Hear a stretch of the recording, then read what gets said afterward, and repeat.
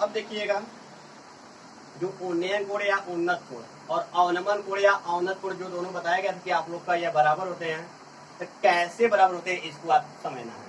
तो देखिए उन्नयन कोण और अवनमन कोण कैसे बराबर होते हैं। तो आप लोग को यह पता होगा कि जैसे यह दो पैरेलल लाइन है, मतलब समांतर रेखा है, ये दो समांतर रेखा है, तो देखिएगा यह जो उन्नयन कोण या अवनमन कोण कैसे बराबर होंगे। तो इसको समझने के लिए आप लोग को बताया गया होगा या क्लास 8 में आप लोग पढ़े होंगे कि दो समांतर रेखाओं को जब एक तिर्यक रेखा काटती है, जो एक तिरछी रेखा काटती है, तो आप लोग का एकांतर कोण बराबर होता है। जैसे में यह कोण ले लें और यह कोण ले लें, यह इस तिरछी लाइन के एक इस साइड में और एक इस साइड में, दोनों अंदर होते हैं, यह होता है आपका अंतः एकांतर कोण जो कि बराबर होता है। और इसी नियम की सहायता से आप लोग का यह उन्नयन कोण और अवनमन कोण बराबर होता है। तो इन दोनों उन्नयन कोण और अवनमन कोण को एक फिगर में क्लियर करते हैं और बताते हैं कैसे बराबर होता है। जैसे में देखते हैं यह आपका हो गया एक समकोण त्रिभुज हो गया, और यह आपका क्षैतिज रेखा हो गया नीचे वाला, और यह क्षैतिज रेखा ऊपर वाला हो गया। तो यहाँ जो कोण बनेगा, मान लेते कि यह θ1 है, यह कोण आपका θ1, और यहाँ जो कोण बना हुआ θ2 है। तो यहाँ जो कोण बना है यह उन्नयन कोण है, और यहाँ जो कोण बना आपका अवनमन कोण है। मतलब ऊपर से कोई व्यक्ति नीचे की ओर देखेगा तो अवनमन कोण बनेगा, और नीचे से कोई व्यक्ति ऊपर की ओर देखेगा तो यह उन्नयन कोण बनेगा, और यह दोनों आपस में बराबर है। देखिए कैसे बराबर है। तो आपका यह लाइन और यह लाइन देखिए दोनों के दोनों समांतर है, और इसको एक तिर्यक रेखा काट रही है, और इस तिर्यक रेखा के एक साइड में यह वाला कोण हो गया और एक साइड में यह हो गया, और दोनों समांतर रेखा के अंदर है। तो इसका मतलब कि दोनों अंतः एकांतर कोण हो गए, और जब दोनों अंतः एकांतर कोण है तो वह आप लोग को पहले ही बताया गया कि अंतः एकांतर कोण हमेशा बराबर होते हैं। इसीलिए उन्नयन या उन्नत कोण जो है अवनमन या अवनत कोण के बराबर होता है, अर्थात θ1 = θ2 हो जाएगा। तो आप लोग को यह उन्नयन कोण और अवनमन कोण अच्छी तरह से क्लियर हो गया होगा। एक बार पुनः रिपीट कर देते हैं। जो नीचे कोण बनेगा वह आपका उन्नयन या उन्नत कोण होगा, और जो ऊपर से देखने को बनेगा वह आप लोग का अवनमन कोण होगा। यहाँ अवनमन कोण है और यहाँ उन्नत कोण है, क्या इसमें दिखाना पड़ेगा। तो यह उन्नयन कोण है और यह अवनमन कोण है, और यह सदैव चाहे उन्नयन कोण हो चाहे अवनमन कोण हो, दोनों कोण सदैव क्षैतिज रेखा के साथ बनेगा। देखिए यहाँ पर जो कोण बना है आपका उन्नयन कोण, तो यह इस क्षैतिज रेखा के साथ बना है, और यहाँ जो अवनमन कोण बना तो इस क्षैतिज रेखा के साथ बना है। तो कभी भी उन्नयन कोण या अवनमन कोण बनेगा तो हमेशा क्षैतिज रेखा के साथ ही बनेगा। तो आप लोग को अच्छी तरह से क्लियर हो गया होगा। फिर आगे देखिएगा उन्नयन कोण और अवनमन कोण मान लीजिए आप लोग जान गए।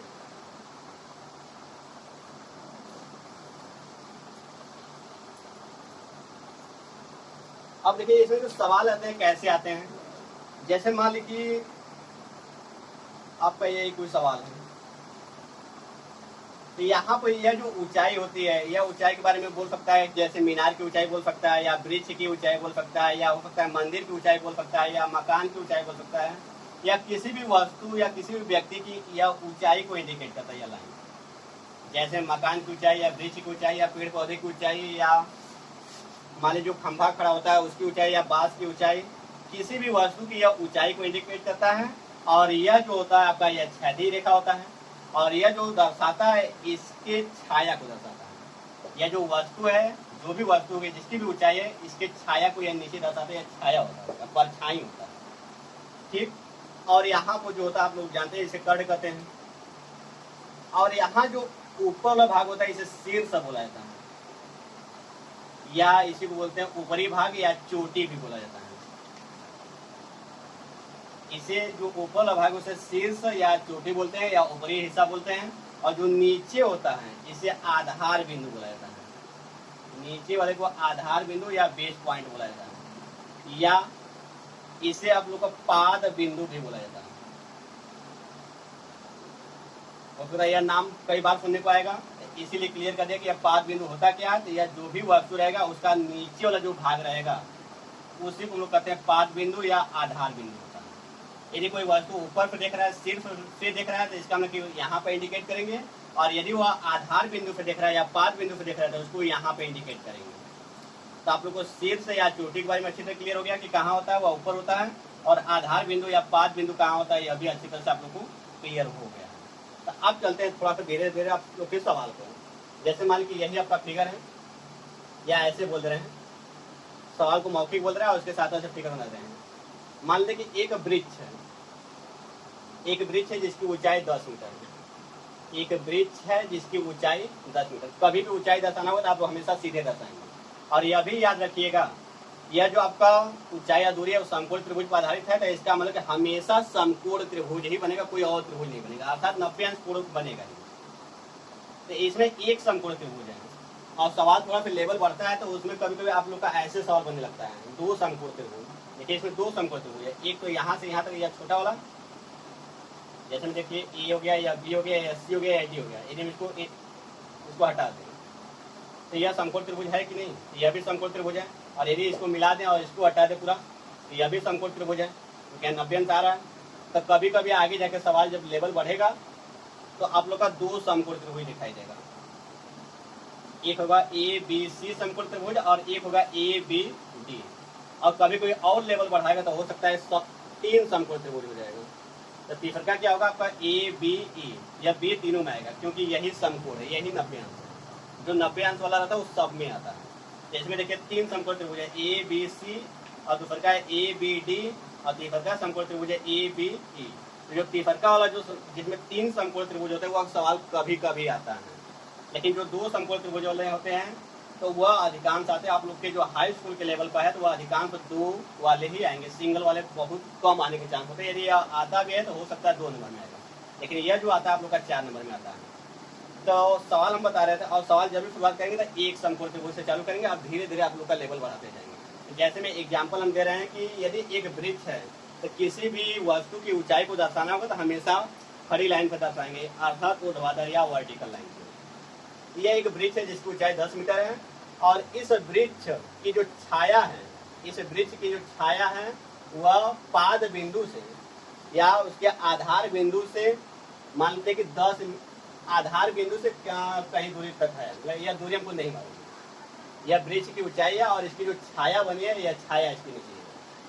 और कोई व्यक्ति जो है इस लास्ट पॉइंट पे इसके ऊपरी शीर्ष को देख रहा है, इस वृक्ष के ऊपरी शीर्ष को देख रहा है यहाँ से। तो जब देख रहा है तो जो उन्नयन कोण बना है वह 30 अंश बना है। सवाल में ऐसे बोल देगा, अब बोल देगा कि इस पाद बिंदु से जहाँ से व्यक्ति देख रहा है उसके बीच की डिस्टेंस क्या कीजिए। या हो सकता है कि यहाँ पर ऐसे या जो सामने वाली लाइन है इस लाइन का भी मान पूछा जा सकता है, ठीक है। अब मान को कैसे निकालते हैं, तो देखिए जब भी निकालते हैं तो इसको हम एक पहले त्रिभुज बनाएंगे। तो त्रिभुज हम बना लिए फिगर के मतलब के सवाल की सहायता से। अब हो गया ए बी सी, नाम लिख देंगे, और नाम लिखने के बाद हमको क्या करना है उसको मान लेंगे। मान लेते कि यह एक्स है और यह भी निकालना है, इसको वाई मान लीजिए। मान लेते कि यह वाई है और यह क्या है एक्स है। हमको एक्स का मान भी निकालना है, यह डिस्टेंस भी निकालना है, और वाई का मान मतलब यह डिस्टेंस भी निकालना है। तो कैसे निकालते हैं, तो जब भी मान हम लोग निकालते हैं तो हमेशा ध्यान दीजिएगा जो एक मान दिया गया है उसको पकड़ते हैं। जो एक दिया जाएगा, जो भी वैल्यू दिया जाएगा, चाहे यहाँ का दिया हो चाहे यहाँ का दिया हो चाहे कहीं का भी दिया हो, जो दिया जाएगा उसको पकड़ेंगे और जो ज्ञात करना होगा उसको पकड़ा जाएगा। एक मान यह दिया गया और एक मान यह दिया गया, मतलब यह दिया गया और यह निकालना है। यह याद रखिए कि जो दिया जाएगा वह पकड़ेंगे और जो एक निकालना रहेगा उसको पकड़ेंगे, और उन दोनों में रिलेशन देखेंगे। और वह रिलेशन देखेंगे किसमें है, तो अधिकांश 10 में ही जाता है। देखिए कैसे, तो यह भुजा आप लोग का क्या है, लंब है। समकोण त्रिभुज के हिसाब से यह देखा जाए तो क्या है, लंब है। और यह नीचे वाले को हम लोग क्या करते हैं, आधार करते हैं। यह लंब है और यह आधार, तो लंब और आधार किस में दिखाई दिया, तो लंब और आधार आपका tan में भी है और काट में भी है। तो हम लोग tan का प्रयोग करते हैं, tan का भी प्रयोग करके लगा सकते हैं, काट का भी प्रयोग करके लगा सकते हैं, लेकिन अधिकांश लोग tan का ही प्रयोग करते हैं, जो कि थोड़ा सा आप लोग का प्रयोग करने में आसान पड़ता है, इसलिए हम tan का ही प्रयोग करेंगे। तो tan लिख देंगे। अब उसके साथ ये क्लियर हो गया कि tan कहाँ से आया है, क्योंकि जो दिया गया था वह और जो निकालना है उन दोनों में क्या संबंध है, लंब और आधार का। तो लंब और आधार किसमें है, तो tan में है, तो tan का प्रयोग कर दिया, और tan के साथ जो कोण दिया जाएगा उसका प्रयोग कर लेंगे। अब बराबर लिखेंगे लंब बटा के आधार। तो आप यहाँ tan 30 का मान, तो यह मान पहले बोले कि त्रिकोणमितीय वैल्यू आप लोग याद कर लीजिएगा। तो tan 30 का मान आप लोग जानते ही होंगे, तो 1/कड़ी में 3 होता है। और लंब, तो लंब कितना है 10 है। अब बटा के आधार, तो आधार हमको ज्ञात ही करना था, तो आधार मान लेते हैं कि x माने हैं। अब क्या करेंगे, त्रिय गुणा कर देंगे, तो इसका गुणा 1 में करेंगे तो आपका x आ जाएगा, और इसका गुणा इसमें करेंगे तो हो जाएगा 10 में 3। और यदि सवाल मीटर में है तो यहाँ मीटर लगा देंगे। इसका मतलब कि इस वृक्ष के पाद बिंदु से इस व्यक्ति को, जो व्यक्ति है उसके बीच की जो डिस्टेंस है या दूरी है वह 10 में 3 है। या कभी कभी इसको और दूसरे आंसर रूप में क्या दे देता है, जैसे में तो 10 गुणे कड़ी में 3 का मान हो जाता है 1.732 होता है। और यह मान पुटअप करेंगे तो आप लोग का हो जाएगा, एक शून्य इसमें पड़ेगा तो एक शून्य पड़ेगा, तो इसका दशमलव आपका एक उस साइड में जाएगा, तो हो जाएगा 17.32। दशमलव थोड़ा सा एक अंक और आगे को चला जाएगा क्योंकि एक शून्य हो जाएगा 17.321 मीटर। यह भी आंसर हो सकता है। यदि इतना पर छोड़ देते तो भी कोई दिक्कत नहीं होगा।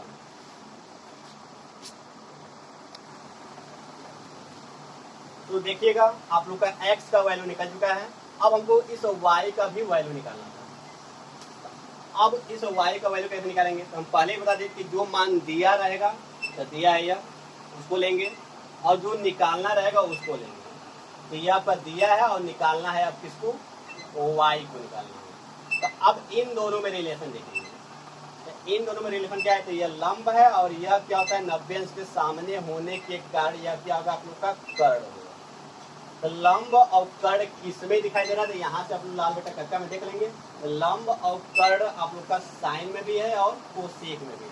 तो हम लोग ऊपर वाले मान का ही प्रयोग करते हैं। तो साइन लिखेंगे इस बार क्या लिखा जाएगा साइन, और साइन और इसके साथ पूरा हमेशा ये रहेगा साइन की सन बराबर लंब, यहाँ पर लंब हो जाएगा और के से कर्ण हो जाएगा, लंब बटा के कर्ण। इसे इंग्लिश में बेस अपान हाइपोटेनियस बोल सकते हैं। बी अपने परपेंडिकुलर अपान हाइपोटेनियस बोल सकते हैं। यहाँ पर परपेंडिकुलर रहेगा और यहाँ पर आपका हाइपोटेनियस रहेगा, मतलब कि लंब बटा के कर्ण। साइन 30 का वैल्यू आप लोग को याद होना चाहिए।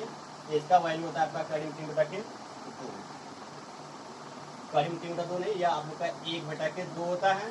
और लंब, तो लंब इस समय कितना है 10 है। अब कर्ण, तो कर्ण आप लोग का कितना है y, और y लिख दिए। अब इसका तिर्यक गुणा कर देंगे तो y का गुणा 1 में होगा तो y हो जाएगा, और 10 का गुणा 2 में करेंगे तो हो जाएगा 10 गुना के 20, और सवाल मीटर में था इसलिए मीटर लगा दिए। इसका मतलब कि यहाँ से इसके नेत्र से इसके ऊपरी सिरे की जो दूरी है वह दूरी आप लोग का 20 मीटर आ चुका है। तो आप लोग को उम्मीद है कि अच्छी तरह समझ में आ गई। तो अब देखिएगा आप लोग का सिंगल त्रिभुज वाला जो मतलब एक त्रिभुज बना था, एक समकोण त्रिभुज, तो वैसे सवाल को लगा दिया गया है। तो अब दो समकोण त्रिभुज पर आधारित सवाल लगाएंगे। दो समकोण त्रिभुज पर आधारित सवाल, दो समकोण त्रिभुज पर आधारित सवाल, दो समकोण त्रिभुज पर आधारित सवाल। देखिए इसमें सवाल कैसे बोले जाएंगे। जैसे मान लीजिए कि कोई एक मंदिर है, तो कभी भी मंदिर या वृक्ष या मतलब खंभा हो या कोई बांस हो या कोई मकान हो, तो उसको हमेशा ऐसे इंडिकेट करेंगे। तो मान लीजिए कि एक वृक्ष है या कोई मंदिर है, आपका यह सीढ़ी यहाँ पर है, और इससे 20 मीटर की दूरी पर कोई व्यक्ति है, और व्यक्ति को हमेशा बिंदु से दर्शाते हैं, या यहाँ पर व्यक्ति अपना बना भी सकते हैं।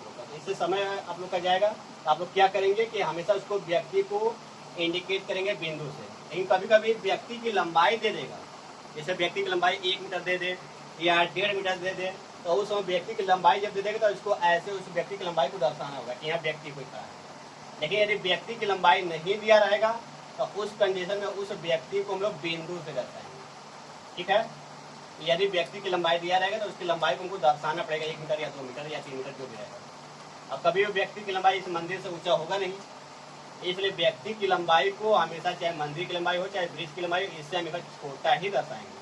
लेकिन यहाँ पर व्यक्ति की लंबाई नहीं दिया है इसलिए उसको बिंदु से दर्शाएंगे। ये आपका मंदिर था, इससे 20 मीटर की दूरी पर यह व्यक्ति था।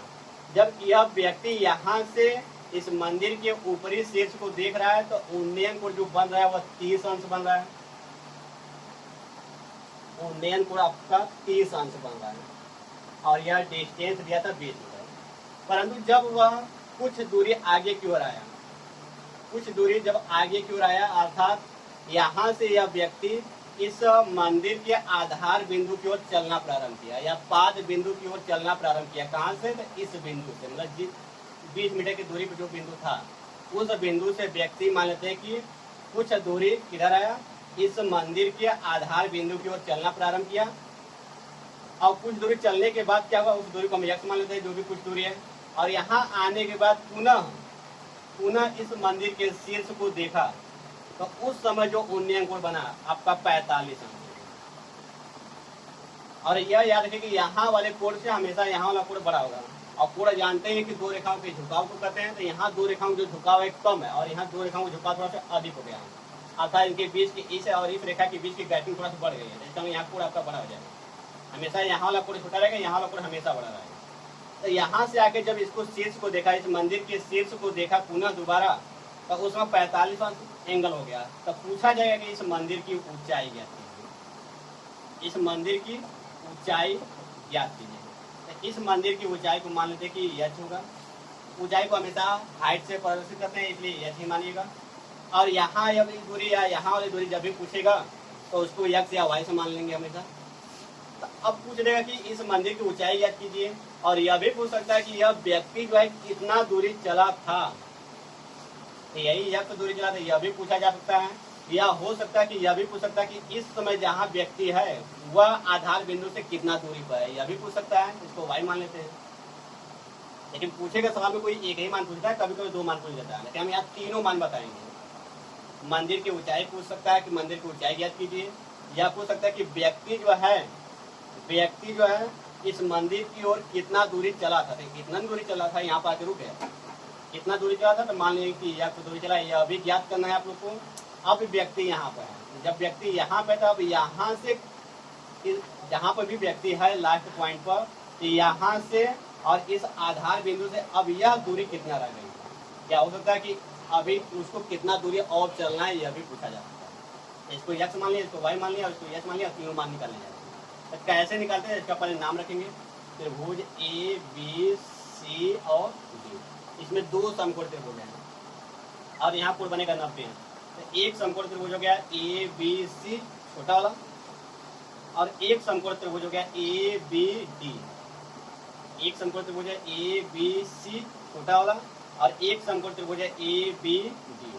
तो अब ऐसे सवालों को कैसे सॉल्व करते हैं, सवाल तो समझ में आ गया कि सवाल क्या कर रहा है, क्या दिया है। अब फिगर कैसे बनाए वो भी जरूरी है। यदि फिगर नहीं बनेगा, फिगर नहीं बना पाते हैं आप लोग, तो सवाल नहीं लगा पाएंगे। तो देखिए अब सवाल लगाएंगे कैसे। तो इसमें दो समकोण त्रिभुज है, तो कन्फर्म में दोनों का प्रयोग करना होगा।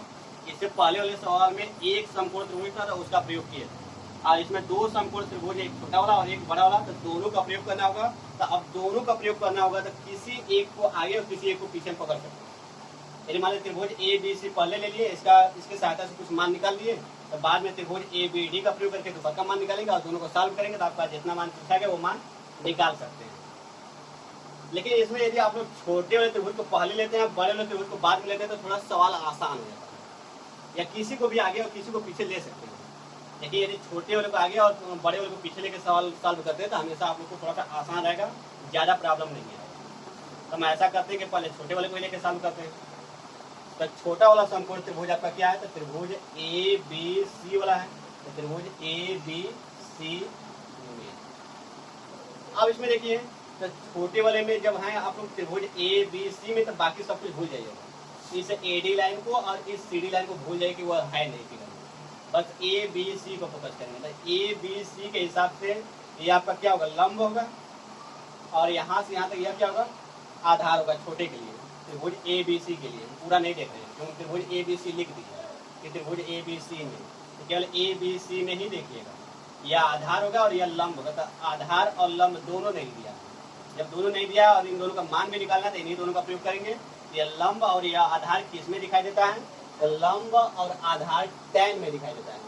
इसलिए हम लोग यहाँ क्या लिखेंगे, टैन लिखेंगे। कहाँ लिखे थे, त्रिभुज ए बी सी यहाँ लिखा गया, तो यहाँ पर टैन लिखा जाएगा। अब उसके बाद कोण कौन पर लिखा जाएगा, 45 लिखा जाएगा कि 30 लिखा जाएगा, यह जरूरी है। हम कौन सा त्रिभुज लिए हैं, त्रिभुज ए बी सी, मतलब छोटा वाला लिए, तो छोटा वाले में 45 है कि 30 है, तो 45 है, तो 45 को लिख दिया जाएगा। अब फार्मूला क्या है tan का, लंब बटा आधार, लंब बटा आधार। तो tan 45 का मान आप लोग जानते हैं 1 होता है। तो लंब इसमें कितना है, h है, वो मालूम नहीं है और h माना गया है, और यह h जो है मंदिर की ऊंचाई है। अब बटा के आधार, तो आधार त्रिभुज ABC में केवल यही तक है, तो आपका y होगा आधार। अब क्या करेंगे, इसके बटा में कुछ भी नहीं है तो इसके बटा में भी 1 मान लेंगे और त्रिज्या गुणा कर देंगे। तो h का गुणा 1 में करेंगे तो h आएगा, और y का गुणा 1 में करेंगे तो y आएगा। यह इक्वेशन फर्स्ट बनाकर छोड़ेंगे।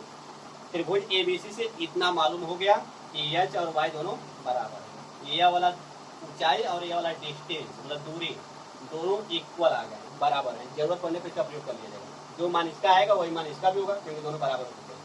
तो एक समकोण त्रिभुज मतलब छोटा वाला समकोण त्रिभुज लिए तो कुछ फायदा हो गया। अब क्या करेंगे, बड़ा वाला समकोण त्रिभुज लेंगे। तो बड़ा वाले में क्या है, त्रिभुज ABD। अब इसको लेंगे तो ये यहाँ पे लिखेंगे। तो त्रिभुज जो भी त्रिभुज लेंगे इसको लिखना पड़ेगा, त्रिभुज ABD में। अब बड़े वाले में देखेंगे तो बड़े वाले में अब इस लाइन को भूल जाएंगे, एक लाइन को भूल जाएंगे और इस कोण को भूल जाएंगे। अब बड़े वाले में 30 अंक है। तो त्रिभुज ABD में देखेंगे तो यह क्या हो जाएगा, लंब यही रहेगा, लंब यही रहेगा आपका, लेकिन आधार आपका यहाँ से यहाँ तक पूरा हो जाएगा। आधार आपका पूरा जब क्योंकि बड़ा वाला ले लिए, तो बड़े वाले में आधार पूरा है। देखिए अब बताइए कि यह आपका लंब है और यह नीचे क्या है, आधार दिया गया है। तो लंब और आधार है, तो लंब और आधार tan में दिखाई देता है, दोबारा tan लिखेंगे। और आपका अधिकांश में tan का ही प्रयोग होगा, लगभग 99% tan का प्रयोग होगा। कभी कभी साइन कास का प्रयोग हो जाता है। tan लिख दिया और tan के साथ कौन सा कोण लिखेंगे, तो 30 लिखेंगे, क्योंकि हम बड़ा वाला लिए हैं। आप एक बार सोचिए कि बड़ा वाला त्रिभुज लिए तो कोण भी बड़ा वाला होगा। बड़े वाले त्रिभुज में छोटा वाला कोण आ जाता है और छोटे वाले त्रिभुज में बड़ा वाला कोण आ जाता है, उसका उल्टा आता है। यदि बड़ा त्रिभुज ले रहे हैं तो छोटा वाला कोण लिखेंगे, और ये छोटा त्रिभुज ले रहे हैं तो आपका बड़ा वाला कोण आता है। तो इस बार लिए आपका बड़ा वाला त्रिभुज, तो आपका कोण आएगा 30 अंश, छोटा वाला। तो tan 30 अंश बराबर लंब बटा के आधार, और इसका वैल्यू आप लोग जानते हैं होता है 1/3। तो लंब आपका वही है h लिख दिए। और आधार, तो आधार आपका पूरा है, यहाँ से आता है, इसका मतलब x प्लस y दोनों है। यहाँ पे आता है x है, यहाँ से यहाँ तक y है। तो x प्लस y लिखिए, डायरेक्ट आपको पता है कि कितना है, 20 है, तो डायरेक्ट 20 लिख दीजिए। आधार कितना है बड़े वाले में, तो बड़े वाले में पूरा आधार है, तो पूरा कितना है 20 है, तो 20 लिख दीजिए। अब क्या करेंगे, त्रिज्या गुणा करेंगे, तो इसका गुणा इसमें करेंगे तो हो जाएगा आपका करनी में 3h बराबर 20 को गुणा 1 में करेंगे तो हो जाएगा 20। अब हो जाएगा आपका h बराबर करनी में 3, यहाँ गुणा में है तो उधर जाएगा क्या हो जाएगा, भागा में हो जाएगा, तो हो जाएगा 20 बटा करनी में 3। आपका आंसर यहाँ भी सही है। अब सवाल मीटर में था इसलिए मीटर लगा दिए हैं, 20 मीटर है, यहाँ पे भी मीटर लगा दिए। इसका ऊंचाई का मान कितना आ गया, 20 बटा करनी में 3 मीटर आ गया। ठीक है, और लेकिन आपका आंसर ऐसे नहीं दिया होता है, तो आंसर को थोड़ा सा और कैसे सॉल्व करेंगे। आंसर यदि यहाँ भी छोड़ देते हैं तो कोई प्रॉब्लम नहीं होगा, लेकिन थोड़ा सा इसको और बढ़ा देते हैं तो अच्छी बात है। तो देखिए क्या करेंगे बढ़ाने के लिए, इसको यहाँ पर लगा देते हैं, तो हो जाएगा h बराबर 20 बटा के करनी में 3। ये जो नीचे दिखाई देता है इसका परमेयीकरण कर दिया जाता है। परमेयीकरण कैसे करते हैं, यह जो संख्या दिखाई दे रहा है इसका ऊपर नीचे गुणा कर दिया जाता है।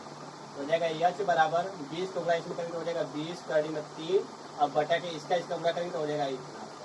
तो इसका मतलब कि आपका ऊंचाई कितना आ गया, 20 करनी में 3 बटा के 3 मीटर। यह आंसर देता है कितना। इसका मतलब कि इस मंदिर की जो ऊंचाई आई है वह आया आपका 20 करनी में 3 बटा के 3 मीटर। इसको यदि हिंदी में लिख देते तो और अच्छा रहेगा कि मंदिर की ऊंचाई बराबर 20 करनी में 3 बटा के 3 मीटर। यह तो मंदिर की ऊंचाई आ गई, h का मान आ गया, लेकिन हमसे y का भी मान पूछा गया था। तो आप लोग जानते हैं कि h और y दोनों क्या है, बराबर हो चुके हैं समीकरण 1 से। लिखेंगे समीकरण 1 से, समीकरण 1 से h बराबर y बराबर, दोनों बराबर हैं। समीकरण 1 से h बराबर y, तो इसलिए y बराबर क्या हो जाएगा, h हो जाएगा। h y बराबर तो y h के बराबर होगा, और h का मान कितना है, तो h का मान आपका आया 20 करनी में 3, 20 करनी में 3 बटा के 3 मीटर। इसका मतलब y का मान भी कितना आ गया, 20 करनी में 3 बटा के 3 मीटर, यह y का मान आ गया। अब हमको x का भी मान निकालना है, तो इस x के मान को हम लोग यहाँ पर लगा देते हैं। देखिए अब देखिए x और y दोनों मिला के कितना है, तो 20 हो जाएगा। x प्लस वाई बराबर 20 और एक्स का मान अभी निकालना है और प्लस वाई का मान आ चुका है। तो वाई का मान कितना है, 20 कड़ी में 3 बटा के 3 है, 20 कड़ी में 3 बटा के 3 आया बराबर 20 हो जाएगा। तो एक्स बराबर हो जाएगा 20 और यह पूरा प्लस में है तो उस साइड में जाकर क्या हो जाएगा, माइनस में जाएगा। तो 20 कड़ी में 3 बटा के 3, अब इसके बटा 1 है तो आप लोग 1 मान लेंगे और इसका गुणा इसमें करेंगे तो हो जाएगा आपका 20 3 60, माइनस इसका गुणा इसमें करेंगे तो हो जाएगा 20 कड़ी में 1 गुणा इसमें करते तो कोई प्रभाव नहीं पड़ता, हो जाएगा 20 कड़ी में 3 और बटा के इन दोनों को गुणा करके नीचे लिख देते हैं। तो 3 1 का 3 हो जाएगा। और इसको और सॉल्व करना चाहते हैं तो क्या होगा कि यहाँ पर हम 20 कॉमन ले लेंगे क्योंकि 20 से 60 भी कटेगा 20 भी कटेगा। तो 20 कॉमन ले लिए तो 20 से यह 60 का बार में कटेगा 3 बार, तो 20 में 60 माइनस और 20 से यह का बार में कटेगा तो 20 से 1 बार में कटेगा, 1 नहीं लिखेंगे, करीब 3 है तो करीब 3 और बटा क्या था आपका 3, तो 3 इसके बटा लिख देते। इसका नहीं एक्स का मान आ गया 20 बटा 3 ब्रैकेट में 3 माइनस करेंगे 3, यह भी निकल। तो आप लोग का एक्स का वैल्यू, वाई का वैल्यू और एच का वैल्यू, आपका तीनों वैल्यू निकल चुका है। तो उम्मीद है कि आप लोग को अच्छी तरह से यह समझ में आया होगा और यदि फिर भी न समझ में आया तो इस वीडियो को कम से कम एक बार और स्थायी रूप से देख लीजिएगा, आप लोग को अच्छी तरह से समझ में आ जाएगा। और यदि कोई और प्रॉब्लम होता है, यदि सवाल आप लोग को कोई भेजना होगा तो हमारे टेलीग्राम ग्रुप में, और टेलीग्राम ग्रुप भी यही चलता है, इसी नाम से चलता है, उसमें आप लोग सवाल को भेज सकते हैं और उसका आंसर तुरंत मिल जाएगा। और हो सके तो ऐसे वीडियोज़ को क्लास 10 के सभी मैथ की वीडियोज़ को आप लोग पढ़ना चाहते हैं तो हमारे गार्गी कोचिंग सेंटर के जो चैनल है उसको आप लोग प्लीज लाइक और सब्सक्राइब कर लीजिए। तो आज के लिए बस इतना ही। Good bye student and thanks watching हर वीडियो।